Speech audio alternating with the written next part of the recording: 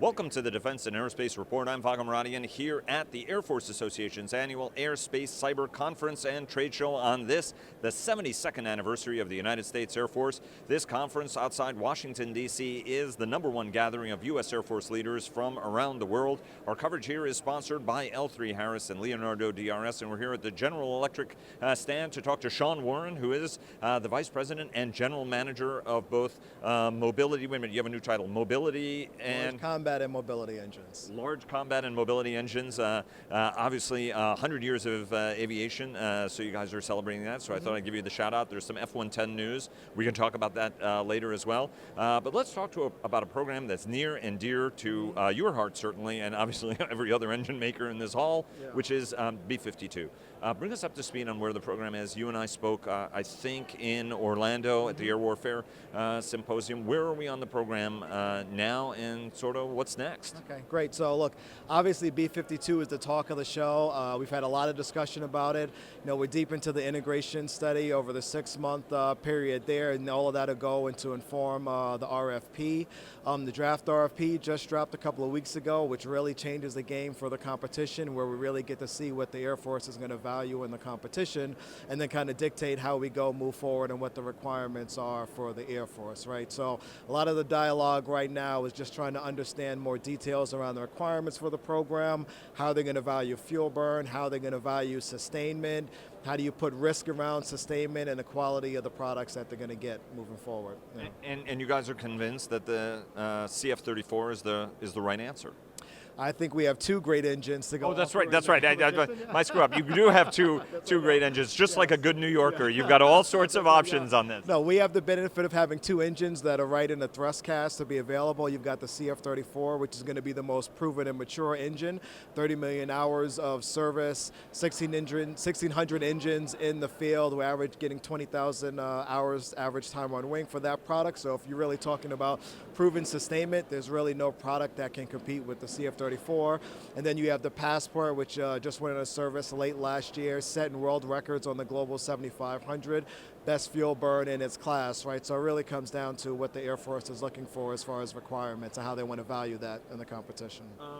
Is there a sense on what the value of this contract is going to be? And refresh my memory, is the Air Force also looking for service support sustainment that goes with it as sort of an added feature of it, or are they interested in acquiring the engine and then doing all the work themselves? I mean, what are the sort of packages you expect to see out of them? So certainly on the first part, like there's 76 aircraft, 8 engine and aircraft, so it'll be a pretty sizable program there, you know, starting with the B, you would imagine at that point. We'll see what the size is once we get out to pricing out in the competition. When you come to the service side, I think you have to ask yourself, when you put a modern engine on the B-52, what kind of maintenance are you really going to have to do? We won't have any scheduled engine removals, right? I would say CF-34 for sure, you have the data to prove that you won't have scheduled engine removals, or the other ones will be predicted. But even on an unscheduled basis, when you take a modern engine and you put it on this aircraft, based on the utilization, there should be little if no maintenance. So I think the service strategy, I think, is actually one of the things that will come out in the competition relative to how is the Air Force going to think about that? How do they value the fact that they won't have to have so many maintainers out there maintaining the product? And there's been a question here, you know, whether or not this program could become a casualty at the end of the day, right? That the Air Force may just say, like, hey, look, you know, it's an old airplane. I've got the TF-33s. They're doing the job. You know, what kind of feedback have you gotten? I mean, is this something that you think could be a programmatic casualty, or is this something that you think is, from your conversation, something that's actually a full go? Nope, great question. I will tell you over and over again with every senior leader we've met with the Air Force, they have said we are 100% committed to this program. Once they deemed the TF-33 unserviceable past 2030, there were no other options. We know we have to go do it. And I think really what we're trying to do now, collectively between Boeing, the Air Force, and all the engine OEMs, is making sure we don't let scope creep get in the way, don't let the eyes get too big, and we put too many bells and whistles on this that then would put the program in jeopardy. So what are the right requirements, what's the right mission, and then let's make sure we go meet that moving forward.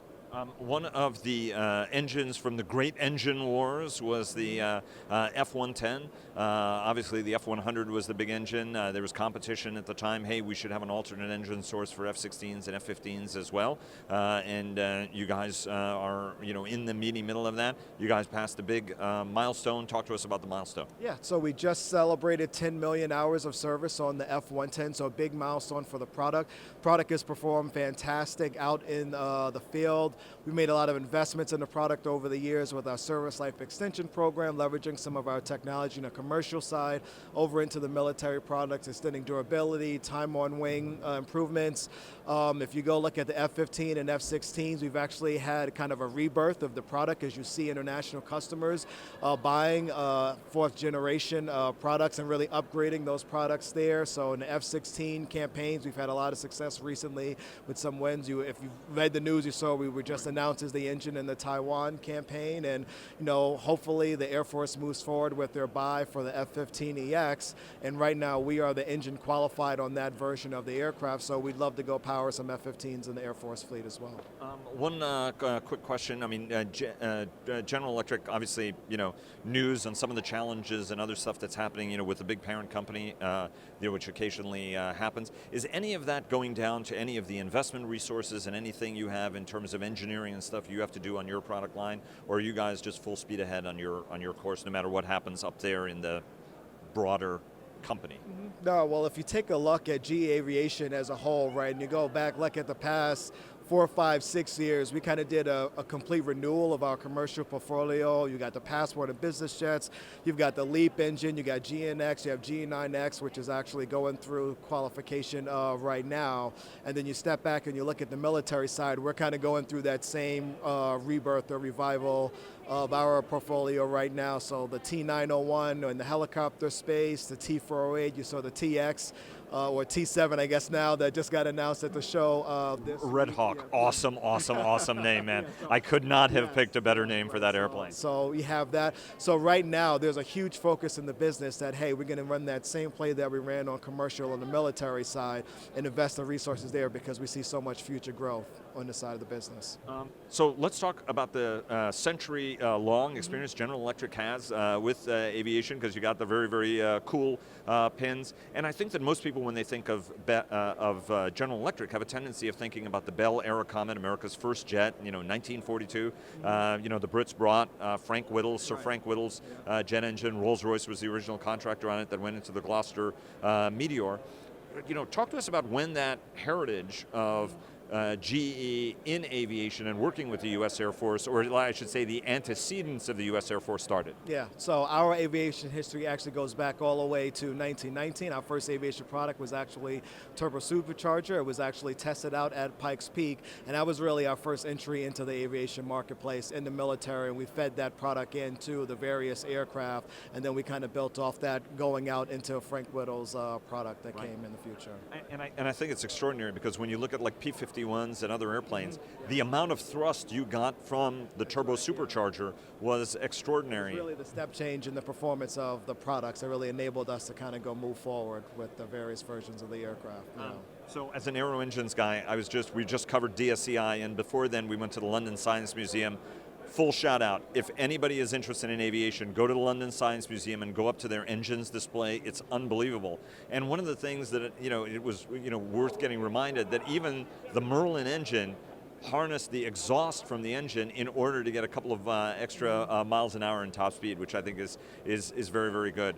Sean Warren, who's the Vice President and General Manager for Large Combat Engines and Mobility Programs at General Electric. A pleasure as always seeing you. Best of luck on the program. Thank you. And good seeing you again, Bottom. Good seeing you again. And so Dave Wilson, you're a highly capable spokesman here. He's a Cheeto man. Where do you fall on the snack food tree in terms of the snack food? So I'm probably Doritos would be the place where it's a go-to. Cool Ranch Doritos. It's kind of hard to go wrong with that. Yeah. Very good. And I also wanted to just point out that Bell is one of our sponsors, and General Electric has sponsored us in the past as well, just to do the full disclosure. Sean, thanks very much, and we'll have another snack food update in the future. Thanks again. Appreciate it. See you later.